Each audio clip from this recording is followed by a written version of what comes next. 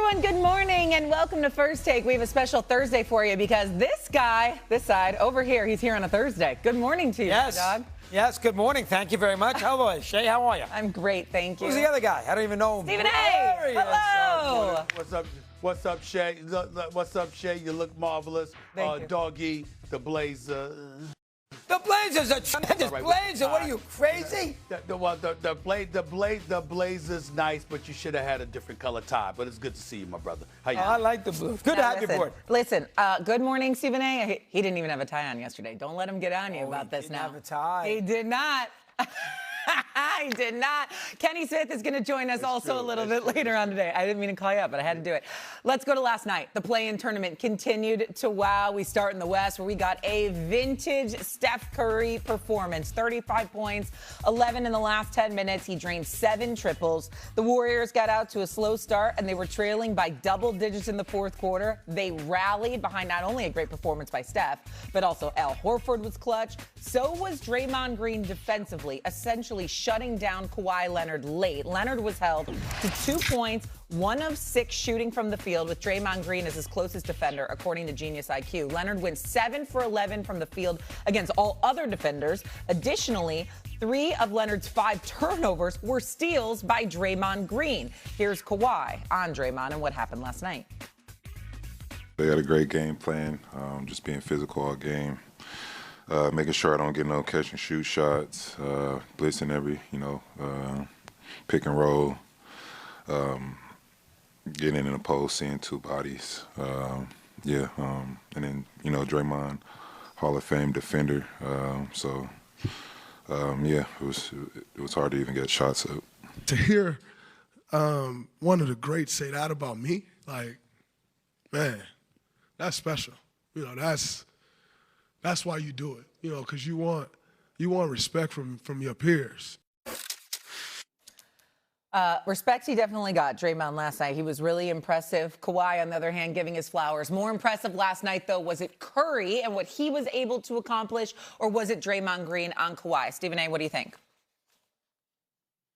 You know what? Steph Curry is just so special, so phenomenal, and all of that stuff. I mean, he makes the extraordinary seem so ordinary. But it isn't. It's special. But I'm going to give this nod to Draymond Green. Ladies and gentlemen, it's a 4-time champion. He's a future Hall of Famer.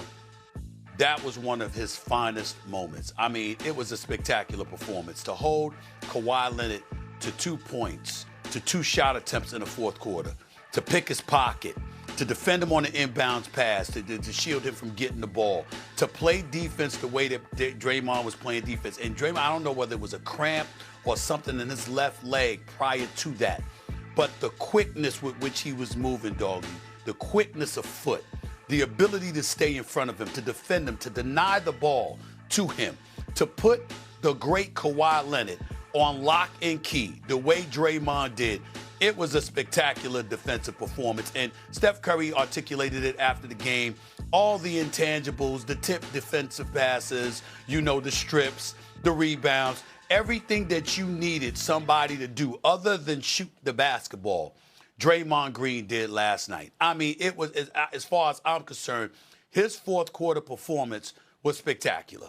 I couldn't give him enough praise. It was that special to see him do what he did. And even with Steph Curry making those key 3-pointers, and it was special. Al Horford, I mean, what do you say? Old man Horford, 39 years of age, 12 points in the fourth quarter, all 4 of his 3-point shots. I mean, it's unbelievable. But Draymond Green, to me, really, really stood out because of his defensive performance. He religiously wants to be recognized as one of the great defenders to ever play this game. And last night was one of those times where he really, really showed it. It was really special. Yeah, to me he only played 8 minutes in the quarter. Leonard, you guys want to go wax poetic, go ahead. I'm not going to do it. With Draymond Green, I understand what he brings to the team. Curry was phenomenal. Look at Horford. He came in with 6 minutes to go in the fourth quarter, and in the next 3 minutes, he made 4 threes. They are not winning the game if he only makes 3 threes. He made 4 in a row. Down 8, down 5, the lead. Listen, a lot of it was set up by Curry's brilliance. Understand that? Leonard on the other end of the court, I get that. The Warriors scored 43 points in the fourth quarter. They won this game with offense. They scored 43. They only had 83 after 3. They finished with 126. Do the math. That's 43. And Horford, I got to go look exactly when they were. I know one of the hoops came when they were down 5. Another hoops when they were down 8. But he made 4 from the 6:14 mark to like the 3-minute mark. He made 4 threes.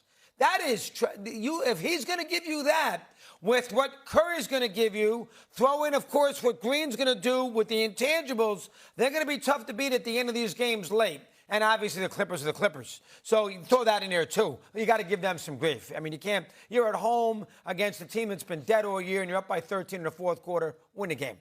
Okay? Yeah, you got to win the game. I mean, this is a lot about the Clippers. But the bottom line is, to me there, Stevie, Shea, I'm going to throw some bouquets to Horford for those 4 huge shots. They don't win a game without him. Okay, I agree on giving Al Horford what he deserves here, but the question is Curry or Draymond, one or the other. I don't like the question. You can't just change the question. That's the question. You would give it to Curry, though, is your answer, correct? I would probably give it to Curry, yes. Okay, you would give it to Curry. So you and Stephen A. do somehow agree there. Now, as far as Draymond Green goes, I agree with you. He only played a certain amount of minutes in the fourth quarter. However, it was what Kawhi said after the game in terms of, like, I couldn't even get a shot up that I think made everything so impressive. Speaking of Kawhi, yes, his season is now over, but it was a really impressive year for Kawhi Leonard. Second team All-NBA, right? And obviously going home early now in the play-in. Played a lot more than we're accustomed to seeing him playing in a Clippers uniform. I don't know if we should necessarily give him credit for that, but nonetheless, how will we view Leonard's season now that it's over, Stephen A.? Well, it was a damn good season, no question about it. I mean, he's in the discussion for first team All-NBA. When Kawhi Leonard is on the basketball court, we know the brother is a superstar in this game.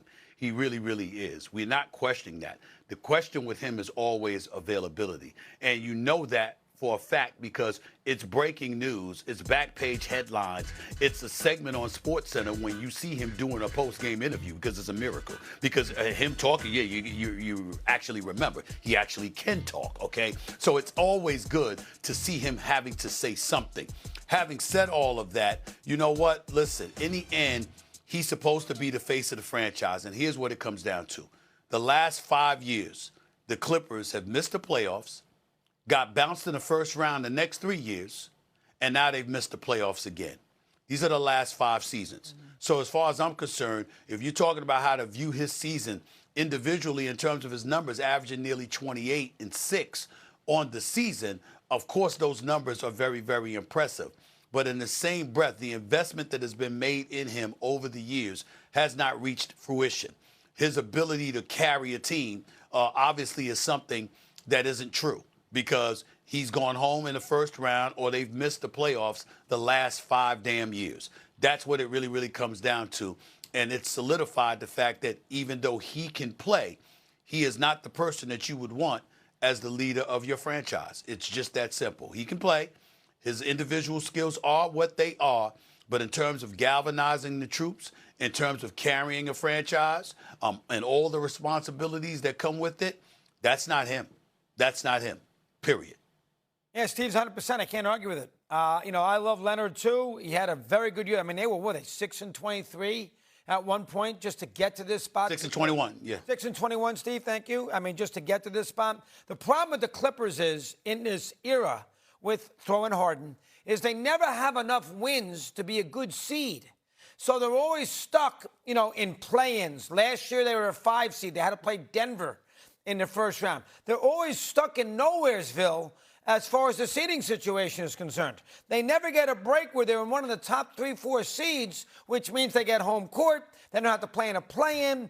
They get a little advantage there. They're always stuck where they got to play extra games. They got to play a Game 7 on the road. Last year, Harden was terrible in Denver, and that hurts them. And Steve's right. If you are going to build your franchise around Leonard, he's got to play 75 games. And he has to be the leader of the team on a day-in, day-out basis. And for whatever the reason, this year he played about 68. Is that what it was? Played about 60.